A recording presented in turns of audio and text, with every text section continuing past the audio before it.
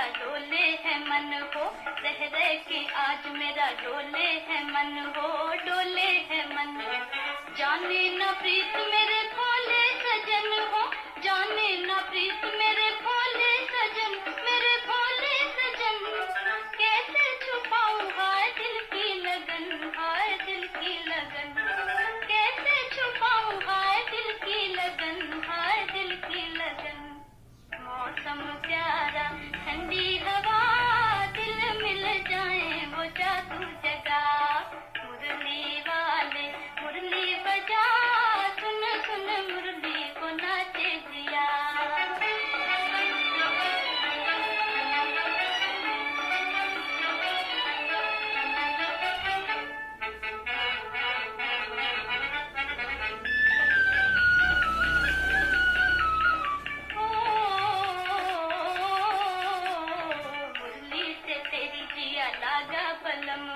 मुरली से तेरी जिया लागा बलम हो, लागा बलम। आँखों में तू है नहीं अब कोई गम हो, आँखों में तू है नहीं अब कोई गम, नहीं अब कोई गम। ओ बंसी वाले तुझे मेरी कसम, तुझे मेरी कसम। ओ बंसी वाले तुझे मेरी कसम, तुझे मेरी कसम। आज सुना दे वो धुन जरा, मुरली वाले मुरली बजा, सुन सुन मुरली को नाचे जिया।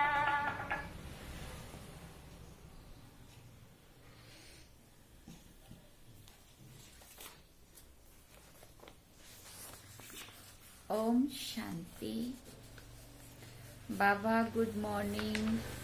आज बाबा के 28 दिसंबर 2020 के महावाक्य हैं।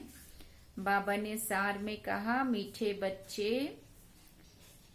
चैरिटी बिगिंस एट होम, अर्थात पहले खुद आत्म अभिमानी बनने की मेहनत करो, ज्ञान तलवार में जौहर आ जाएगा। पहले बाबा ने कहा चैरिटी बिगिंस एट होम, अर्थात पहले खुद आत्म अभिमानी बनने की मेहनत करो, फिर दूसरों को कहो। आत्मा समझकर आत्मा को ज्ञान दो तो ज्ञान तलवार में जौहर आ जाएगा। बाबा ने प्रश्न पूछा, संगम युग पर किन दो बातों की मेहनत करने से सतयुगी तख्त के मालिक बन जाएंगे? तो बाबा ने कहा उत्तर में, सुख दुख निंदा स्तुति में समान स्थिति रहे, ये मेहनत करो। कोई भी उल्टा सुल्टा कुछ बोले, क्रोध करे तो तुम चुप हो जाओ, कभी भी मुख की ताली नहीं बजाओ।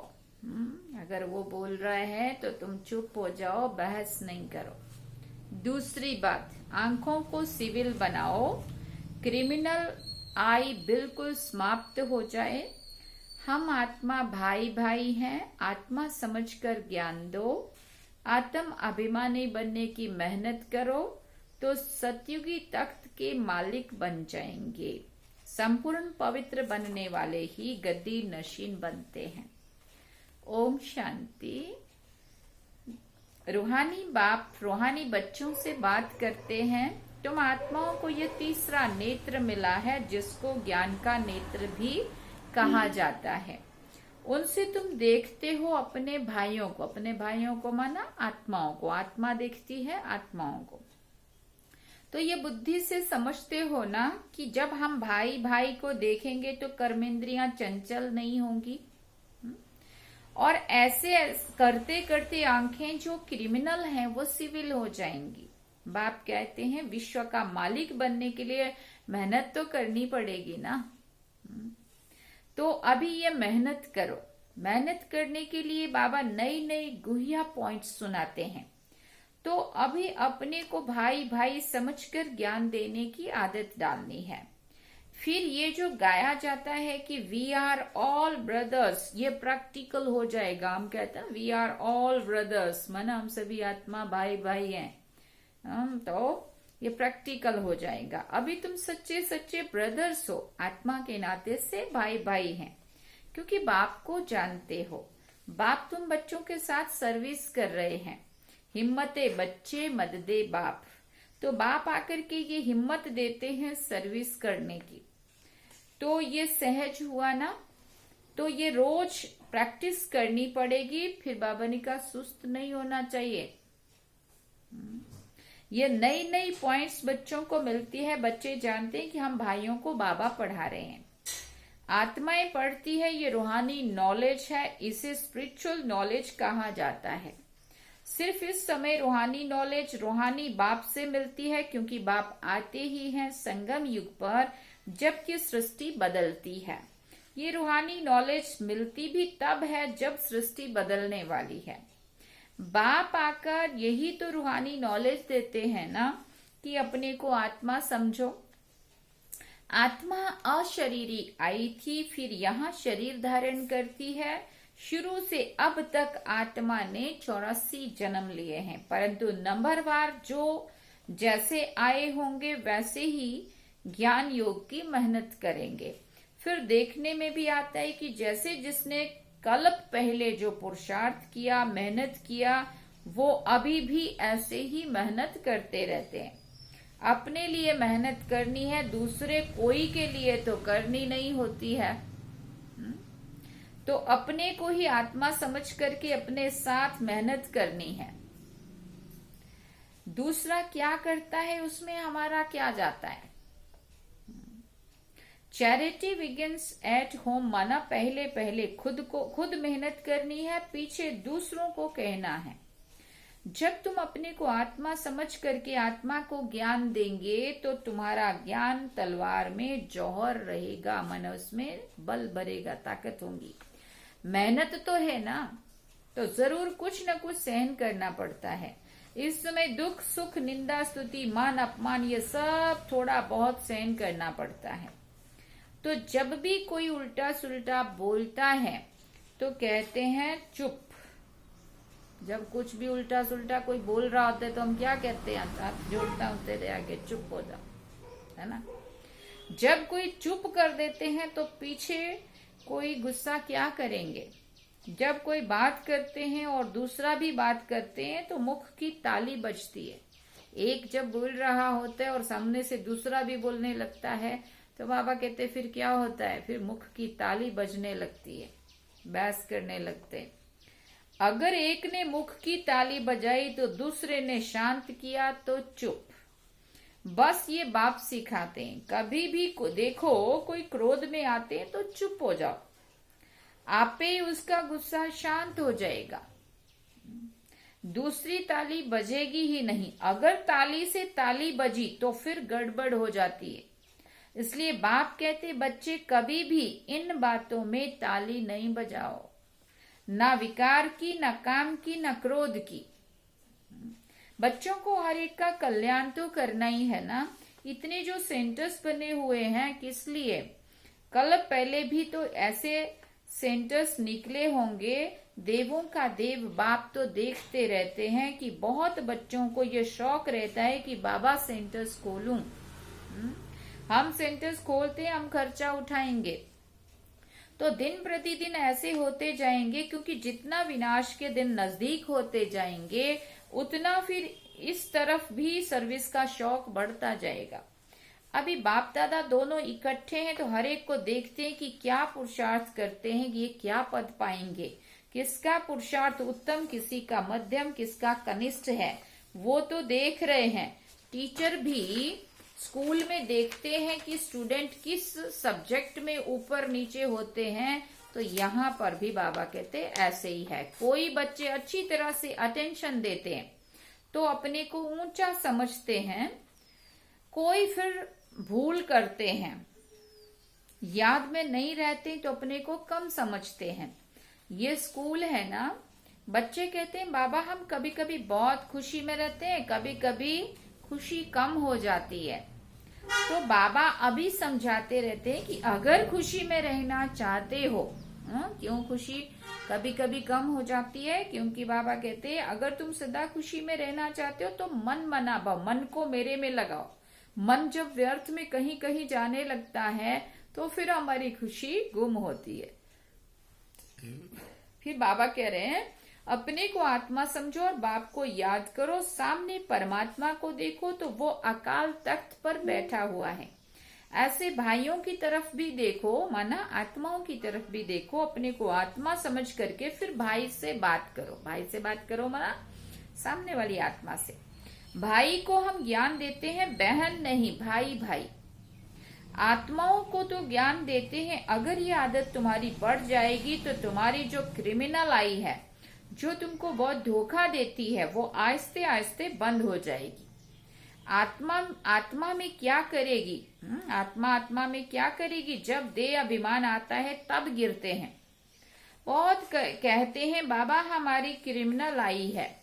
अच्छा, क्रिमिनल आई को अभी सिविल आई बनाओ। फिर बाबा ने कहा, बाबा ने आत्मा को दिया ही है तीसरा नेत्र। तीसरे नेत्र से देखेंगे तो फिर तुम्हारी देह को देखने की आदत मिट जाएगी। बाबा बच्चों को डायरेक्शन तो देते रहते हैं, इनको भी ऐसे ही कहते हैं। इनको माना ब्रह्मा बाबा को भी ऐसा कहते हैं। ये बाबा भी देह में आत्मा को देखेंगे, तो इसको कहा जाता है रूहानी नॉलेज। देखो पद भी कितना ऊंच पाते हैं, जबरदस्त पद है। तो पुरुषार्थ भी ऐसा करना चाहिए ना। बाबा भी समझते हैं कल पहले मौफिक सबका पुरुषार्थ चलेगा।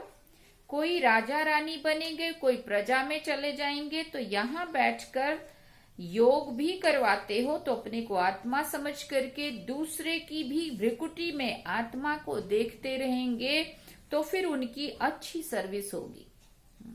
जो देही अभिमानी होकर बैठते हैं वो आत्माओं को ही देखते हैं। जो अपने खुद आत्मा के स्वरूप में टिके होंगे वो दूसरे को भी आत्मा ही देखेंगे। इसकी खूब प्रैक्टिस करो। अरे ऊंच पद पाना है तो कुछ तो मेहनत करेंगे ना। तो अभी आत्माओं के लिए यही मेहनत है, यही रूहानी नॉलेज एक ही दफा मिलती है और कभी भी नहीं मिलेगी। ना कलयुग में ना सतयुग में, सिर्फ संगम युग में सो भी ब्राह्मणों को। ये पक्का याद कर लो, जब ब्राह्मण बनेंगे तब देवता बनेंगे, ब्राह्मण नहीं बनेंगे तो देवता कैसे बनेंगे। इस संगम में ही मेहनत करते हैं और कोई समय में ये नहीं कहेंगे कि अपने को आत्मा, दूसरे को भी आत्मा समझकर उनको ज्ञान दो। बाप जो समझाते हैं उस पर विचार सागर मंथन करो, जज करो कि क्या ये ठीक है, हमारे फायदे की बात है। हमको आदत पड़ जाएगी कि बाप की जो शिक्षा है सो भाइयों को देना है, फीमेल को भी देना है तो मेल को भी देना है। देना तो आत्माओं को ही है ना, आत्मा ही मेल फीमेल बनी है, बहन भाई बनी है। बाप कहते हैं मैं भी तुम बच्चों को ज्ञान देता हूँ, मैं बच्चों की तरफ, आत्माओं की तरफ देखता हूँ और आत्माएं भी समझती है कि हमारा परम पिता परमात्मा जो बाप है वो ज्ञान देते हैं। तो इसको कहेंगे रूहानी अभिमानी बने हैं। इसको ही कहा जाता है स्पिरिचुअल ज्ञान की लेन देन आत्मा की परमात्मा के साथ।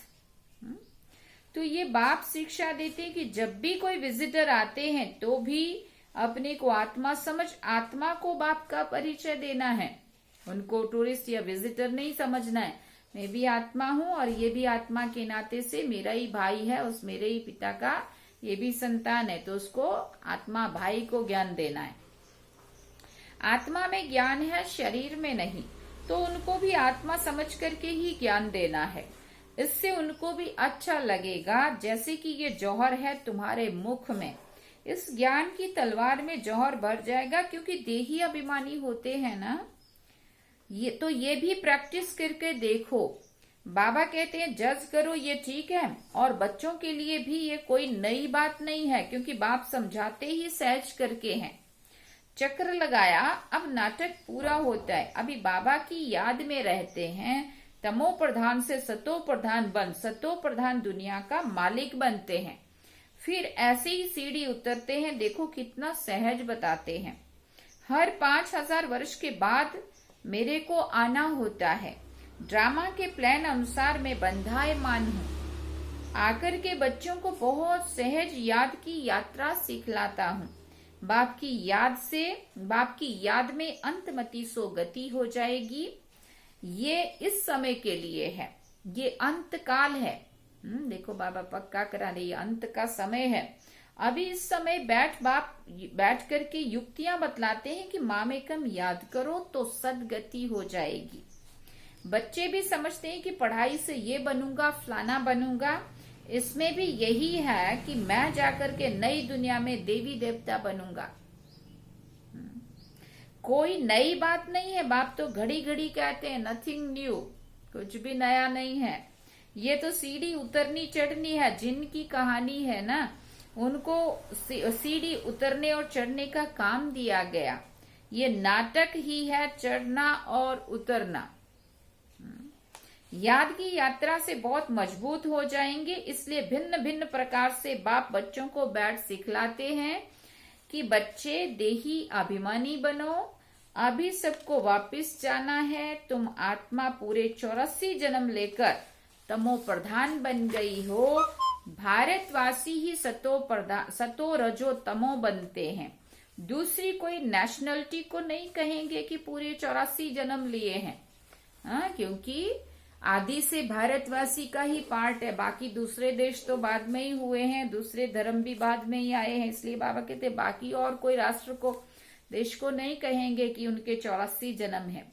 बाप ने आकर के बताया है नाटक में हर एक आत्मा का अपना अपना पार्ट होता है।